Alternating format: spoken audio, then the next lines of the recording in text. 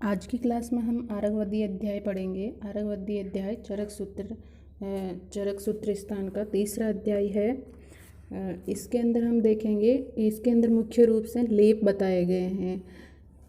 सबसे पहले हम देखेंगे कि इस चैप्टर का नाम आरगवदी अध्याय क्यों रखा गया। जिस तरह से हमने इससे पहले वाले वीडियो में बताया था कि जो सेकंड चैप्टर था उसका नाम अपमाग तंडुल्य क्यों रखा गया था, इसी तरह से यहाँ पे भी आरगवदी अध्याय सेम वैसे ही अधिकरण तंत्र युक्ति का प्रयोग करते हुए आचार्यों ने आरगवदी अध्याय नाम रखा है। क्योंकि जो शुरू हो रहा है चैप्टर, वहाँ पे जो लेप है, कुष्ठहर लेप शुरू हो रहा है, प्रथम लेप, तो उसका जो औषध है, लेप का जो प्रथम औषध है उसका नाम आरगवद है।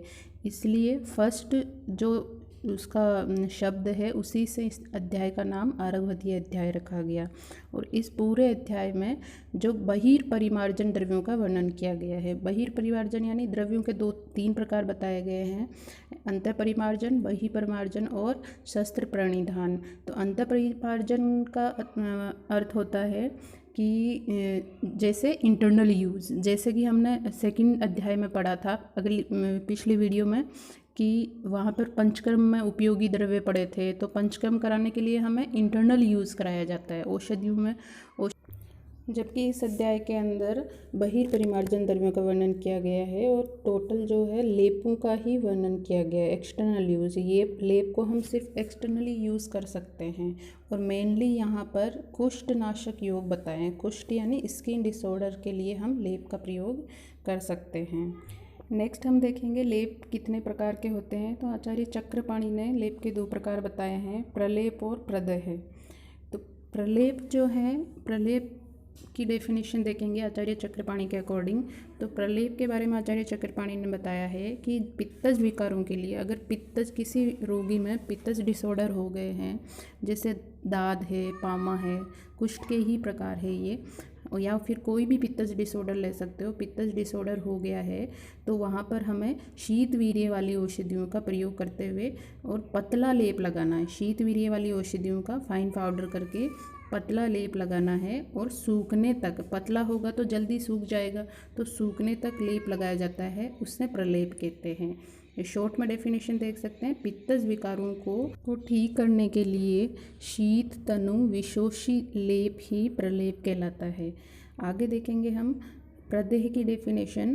तो प्रदेह की डेफिनेशन वात कफज विकारों को ठीक करने के लिए, और इसका अपोजिट होगा उष्ण वीर्य वाली औषधियों का तथा गाढ़ा घन जो मोटा लेप लगाएंगे, और अगर मोटा लेप लगाएंगे तो वो देर से सूखेगा। तो इस तरह का जो लेप होता है वो प्रदेय लेप कहलाता है। प्रदेय की डेफिनेशन फिर से शॉर्ट में देखेंगे। वात कफज विकारों को ठीक करने के लिए घन यानी मोटा और आर्द्र लेप ही प्रदेय लेप कहलाता है।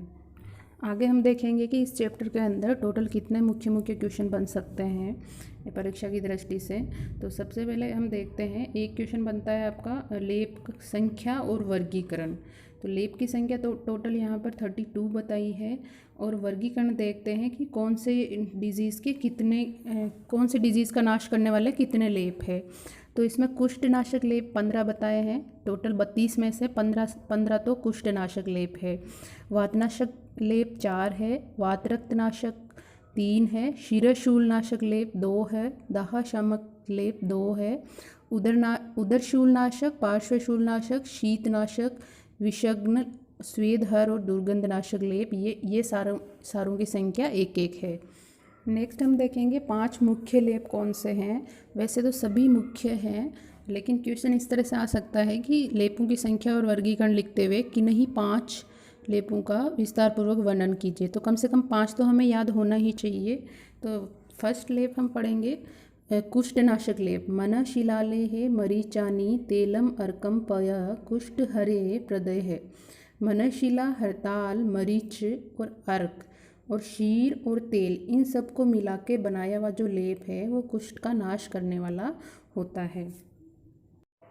दूसरा लेप है वातहर या वातजन्य वेदना का नाश करने के लिए हम कौन सा लेप लगा सकते हैं। तो लेप है, श्लोक है इसका, आनुपमत्स्य आमिषम वेशवारे ही उष्णे ही प्रदेहे पवना अपहम स्यात्।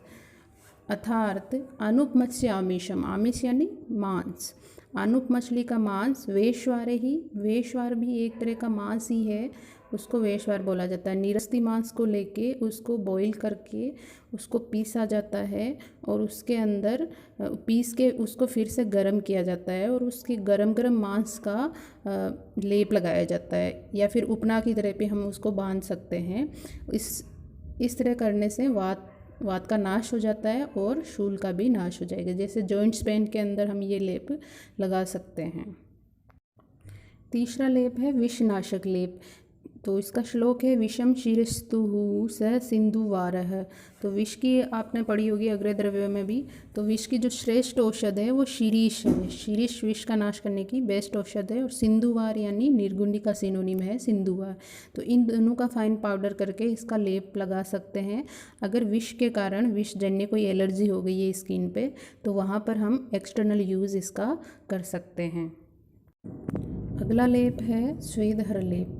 स्वेदहर लेप का कौन सी औषध श्लोक देखेंगे हम। शिरीष लामजके ही हेमलोध्रे त्वक दोष संशवेधरे प्रगर्ष है। शिरीष लामजके ही हेमलोध्रे त्वक दोष संस्वेधरे प्रगर्ष है। अर्थात शिरीष लामजक का अर्थ है, लामजक यानी उशीर, उशीर का सिनोनिम है। हेम यानी नाकेशर और लोद्र, इन सारी औषधियों का फाइन पाउडर करके हम प्रघर्ष करना है। इसका सूखे का ही पाउडर लगाना है, सूखा पाउडर अप्लाई करना है। जैसे गर्मियों के अंदर डर्मिकुल वगैरह अप्लाई करते हैं उसी तरह से। तो कई लोगों को आपने बोलते हुए सुना होगा कि हमारे बहुत ज़्यादा ही स्वेद आ रहा है, हथेलियों से भी स्वेद की प्रवृत्ति हो रही है। तो इस कंडीशन में हम स्वेदहर ये प्रघर्ष या लेप लगा सकते हैं। अगला लेप का प्रकार है दुर्गंध नाशक। किसी के शरीर से अगर बहुत ज़्यादा दुर्गंध आती है तो उसके अंदर हमें कौन सा लेप लगाना चाहिए। तो इसका श्लोक है पत्र अम्बु लोद्र अभय चंदनानी शरीर दुर्गंध हरे ले प्रदय है। पत्राम्बु लोद्र अभय उशीर का ही सिनोनिम है और चंदन, इन चारों औषधियों का लेप बना के हम लगा सकते हैं तो उससे दुर्गंध का नाश हो जाएगा। इस तरह से कुल ये 5 मुख्य लेप है।